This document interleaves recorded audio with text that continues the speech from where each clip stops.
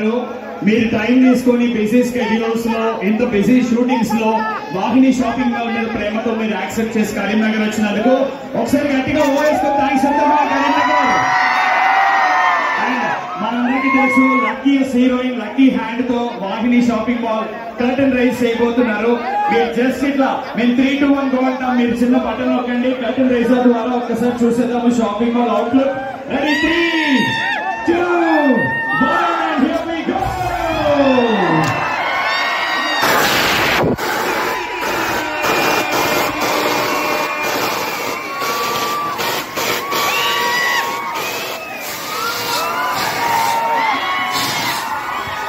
क्या बात है, वाव.